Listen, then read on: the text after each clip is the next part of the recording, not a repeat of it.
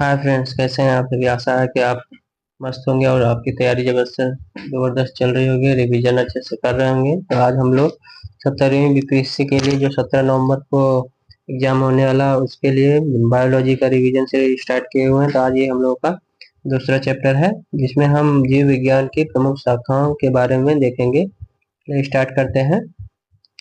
पहला है वर्गीकी। क्या है? तो वर्गीकी के अंतर्गत क्या किया जाता है? तो जीवों का वैज्ञानिक ढंग से वर्गीकरण किया जाता है, इसे टेक्सोनॉमी कहते हैं। फिर वहीं जियोलॉजी क्या है? तो जियोलॉजी में विभिन्न प्रकार के जंतुओं का विस्तृत अध्ययन किया जाता है। बॉटनी क्या है? तो विभिन्न प्रकार के पादपों का अध्ययन बॉटनी कहलाता है। फिर है फिजियोलॉजी। फिजियोलॉजी में शरीर के विभिन्न भागों के कार्यों का अध्ययन किया जाता है, जिसे फिजियोलॉजी कहा जाता है। फिर है मोयोलॉजी। मेमोलॉजी में स्तनधारी जंतुओं का अध्ययन किया जाता है, जिसे मेमोलॉजी कहते हैं। फिर है मायोलॉजी। मायोलॉजी में क्या होता है? तो मनुष्य के पेशियों का अध्ययन किया जाता है। अस्थियों का अध्ययन क्या कहलाता है? तो ऑस्टियोलॉजी कहलाता है। वहीं उपास्थ्यों का अध्ययन क्या कहलाता है? तो कॉन्ड्रियोलॉजी कहलाता है। फिर नेक्स्ट है हीमेटोलॉजी। हीमेटोलॉजी हीमोग्लोबिन के आधार पर है, इसलिए इसमें रुधिर का अध्ययन किया जाता है। फिर नेक्स्ट है इसमें सेरोलॉजी। सेरोलॉजी क्या है? तो रुधिर सीरम का अध्ययन किया जाता है। फिर है न्यूरोलॉजी। न्यूरोलॉजी में तंत्रिका तंत्र का अध्ययन किया जाता है। फ्रेनोलॉजी। फ्रेनोलॉजी में मस्तिष्क के विभिन्न भागों के क्रियाशीलता और विक्षिप्तता का अध्ययन किया जाता है। फिर वही है जेनेटिक्स। जेनेटिक्स में जीवों के आनुवंशिक लक्षणों तथा वंशागत का अध्ययन किया जाता है। फिर है बायोनॉमी। जीवन के नियमों में संबंधित अध्ययन किया जाता है बायोनॉमी के अंतर्गत।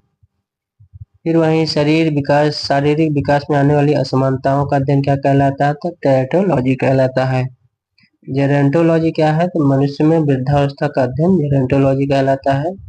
वहीं पैथोलॉजी क्या है? तो रोगों की प्रकृति, लक्षणों और कारकों का अध्ययन पैथोलॉजी कहलाता है। फिर नेक्स्ट है ऑन्कोलॉजी। ऑन्कोलॉजी कैंसर व संबंधित ट्यूमर का अध्ययन ऑन्कोलॉजी कहलाता है। नेक्स्ट है लिथोट्रिप्सी। किरणों की सहायता से गुर्दे, पित्ताशय और मूत्राशय को थैली में स्थित पथरी को तोड़कर मरीज का इलाज किया जाता है, तो इसमें होता है लिथोट्रिप्सी। फिर नेक्स्ट है डर्मेटोलॉजी। डर्मेटोलॉजी मतलब त्वचा का एवं इसके रोगों का अध्ययन किया जाता है। फिर है हिस्टोलॉजी। हिस्टोलॉजी में विभिन्न प्रकार के ऊतकों का अध्ययन किया जाता है। Tissue culture. टिश्यू कल्चर में कृत्रिम माध्यम से ऊतकों का संवर्धन किया जाता है। मॉर्फोलॉजी क्या है? तो मॉर्फोलॉजी में पादपों और जंतुओं के बाह्य आकार की संरचना का अध्ययन किया जाता है। फिजियोलॉजी। फिजियोलॉजी में शरीर के विभिन्न विभिन्न भागों के कार्यों एवं कार्यविधियों का अध्ययन किया जाता है, फिजियोलॉजी कहलाता है। वहीं मछलियों के वैज्ञानिक अध्ययन को इक्थियोलॉजी कहा जाता है। एंड्रोलॉजी क्या है? तो पुरुषों के स्वास्थ्य, बांझपन और यौन रोग का अध्ययन एंड्रोलॉजी कहलाता है। डेस्मोलॉजी क्या है? तो एनाटॉमी के अंतर्गत स्नायुबंध का अध्ययन डेस्मोलॉजी कहलाता है। स्टाकोलॉजी क्या है? तो कैफिक्स का अध्ययन स्टाकोलॉजी कहलाता है। फिर नेक्स्ट देखते हैं।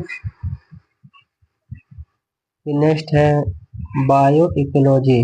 प्राकृतिक वातावरण में रहने वाले जीवों के बीच अंतर संबंध का अध्ययन बायो इकोलॉजी कहलाता है। हिपैटोलॉजी क्या है? तो यकृत, पित्ताशय की थैली, अग्नाशय के साथ साथ उनके विकारों का अध्ययन हिपैटोलॉजी कहलाता है। नेक्स्ट है हेल्कोलॉजी। क्या है? तो हेल्कोलॉजी अल्सर का अध्ययन हेल्कोलॉजी कहलाता है। फिर है जेरिएट्रिक्स। बुजुर्गों के स्वास्थ्य रोगों का अध्ययन जीरिएट्रिक्स कहलाता है। फिर है मकड़ियों का वैज्ञानिक अध्ययन क्या कहलाता है? तो आर्किनोलॉजी। वहीं मधुमक्खियों का अध्ययन क्या कहलाता है? तो एपिकोलॉजी। कुत्तों का अध्ययन क्या कहलाता है? तो साइनोलॉजी। छिपकलियों का अध्ययन क्या कहलाता है? तो सेरोलॉजी। कीट पतंगों का अध्ययन क्या कहलाता है? तो एंटोमोलॉजी। इकोलॉजी क्या है? तो सजीवों जानवरों के उनके पर्यावरण के साथ संबंधों का अध्ययन इकोलॉजी कहलाता है। मेमोलॉजी क्या है? तो स्तनधारियों का अध्ययन मेमोलॉजी कहलाता है। क्रेनियोलॉजी क्या है? तो मानव खोपड़ी के आकार अनुपात के मापन का अध्ययन क्रेनियोलॉजी कहलाता है। शरीर के पैरों में विकार एवं निदान का अध्ययन क्या कहलाता है? चिरोपोडी कहलाता है। सपनों का वैज्ञानिक अध्ययन क्या कहलाता है? तो ओनेरियोलॉजी कहलाता है। मोलस्का और इसके खोलों का अध्ययन कहलाता है तो मैलेकोलॉजी कहलाता है। चींटियों का अध्ययन क्या कहलाता है तो मैकोलॉजी कहलाता है। मत्स्य की संरचना और कार्यकी का अध्ययन इक्थियोलॉजी कहलाता है। फिर है सर्पेंटोलॉजी, सर्पों का अध्ययन कहलाता है। हार्पेंटोलॉजी उभयचर और सरीसृप का अध्ययन कहलाता है। ऑर्निथोलॉजी पक्षियों का अध्ययन कहलाता है। इकोलॉजी सजीवों पर उनके चारों ओर के पर्यावरण के प्रभाव का अध्ययन कहलाता है। फिर नेक्स्ट है बायोनिक्स। क्या है तो बायोनिक्स जैविक जगत के गुणों सिद्धांतों के प्रयोग द्वारा आधुनिक उपकरण एवं अभियांत्रिकी तंत्रों का निर्माण करना बायोनिक्स कहलाता है। फिर नेक्स्ट है बायोमेट्री। क्या है तो गणित और सांख्यिकी की तकनीकी द्वारा जीव विज्ञान का अध्ययन बायोमेट्री कहलाता है। पेलियोबायोलॉजी जीवाश्मिकी जीवाश्मों का अध्ययन अर्थात जंतु एवं पादप का अध्ययन कहलाता है। पैरासिटोलॉजी परजीवी जीवों का अध्ययन कहलाता है। पादपों का अध्ययन बॉटनी कहलाता है और पादप जीवाश्मों का अध्ययन पेलियोबॉटनी कहलाता है।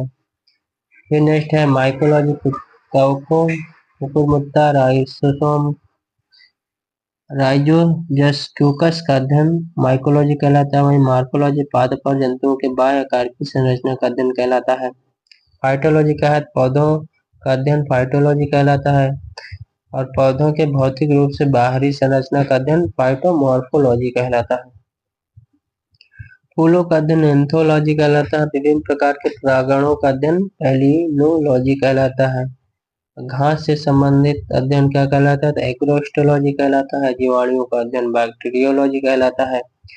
उपार्जित लक्षणों का अध्ययन टेरेटोलॉजी कहलाता है। निषेचन विकास विभाजन और विभिन्नता का अध्ययन भ्रूण विज्ञान या एम्ब्रियोलॉजी कहलाता है। फिर है पौधों के रोग एवं उनके बचाव का अध्ययन फाइटोपैथोलॉजी कहलाता है। कृषि में पौधों का पोषण एवं जीव विज्ञान का अध्ययन जीवन का अध्ययन एग्रोबायोलॉजी कहलाता है। फिर नेक्स्ट है एथनोबॉटनी वनस्पतियों एवं लोगों के पारस्परिक संबंध का अध्ययन एथनोबॉटनी कहलाता है। फार्माकोलॉजी क्या है तो औषधि विज्ञान औषधियों जड़ी बूटियों का अध्ययन फार्माकोलॉजी कहलाता है। तो इसमें से आपको लगता नहीं है कि आपके सभी क्वेश्चन बन जाएंगे किसी भी एग्जाम में। चलिए देखते हैं नेक्स्ट। डेंड्रोलॉजी क्या है तो काष्ठीय पौधों का अध्ययन डेंड्रोलॉजी कहलाता है। फलों और बीजों का अध्ययन कार्योलॉजी कहलाता है। कोशिका की संरचना और कार्यों का अध्ययन साइटोलॉजी कहलाता है। होमोलॉजी में फलदार फसलों का अध्ययन किया जाता है। वहीं एडाफोलॉजी में जीवित चीजों पर मृदा के प्रभाव का अध्ययन किया जाता है। हाइड्रोलॉजी में मृदा का अध्ययन किया जाता है। नेक्स्ट है जीव विज्ञान की विभिन्न शाखाओं के जनक हैं तो कौन कौन है। जीव विज्ञान के जनक अरस्तु, जीव विज्ञान के जनक अरस्तु, जंतु विज्ञान के जनक अरस्तु, जीवोलॉजी के अरस्तु, बायोलॉजी के अरस्तु, बॉटनी के थियोफ्रास्टस, बॉटनी के थियोफ्रास्टस, बॉटनी के थियोफ्रास्टस, आधुनिक वनस्पति विज्ञान के Carolus Linnaeus, taxonomy Carolus Linnaeus, अनुवांशिकी गेगर जॉन मेंडल, अनुवांशिकी गेगर जॉन मेंडल, आधुनिक अनुवांशिकी टी.एच. मॉर्गन, आधुनिक अनुवांशिकी टी.एच. मॉर्गन, कोशिका की खोज रॉबर्ट हुक, कोशिका की खोज रॉबर्ट हुक, परिवर्तन के जनक ग्रेगोर ब्रिज, जीवाश्मिकी के अध्ययन जीवाश्मिकी के जनक लियोनार्डो दा विंची, सूक्ष्म विज्ञान माइक्रोबायोलॉजी लुई पास्चर, चिकित्सा शास्त्र हिप्पोक्रेटस, चिकित्सा शास्त्र हिप्पोक्रेटस, चिकित्सा शास्त्र हिप्पोक्रेटस, सृजनकी फ्रांसिस गाल्टन, पादप कार्यकी प्लांट बायोलॉजी स्टीफन हेल्स, आधुनिक भ्रूण विज्ञान वॉन वेयर, तुलनात्मक सांख्यिकी जी क्यूवियर, जीवाणु विज्ञान बैक्टीरियोलॉजी लुवेनहॉक, कवक विज्ञान माइकोलॉजी माइकेली, भारतीय कवक विज्ञान ई.जे. विटलर, भारतीय जीवाश्म वनस्पति विज्ञान वीरबल साहनी, भारतीय बायोलॉजी आर.एस. कश्यप, भारतीय पारिस्थितिकी इंडियन इकोलॉजी आर. मिश्रा। अब इसके बाद है नेक्स्ट चैप्टर खेती और पशुपालन। इसको अगले चैप्टर में देखते हैं अगले क्लास में। अभी के लिए इतना ही। अगर क्लास अच्छा लगा हो तो चैनल को सब्सक्राइब कीजिएगा और दोस्तों के पास शेयर कीजिएगा। जय हिंद जय भारत।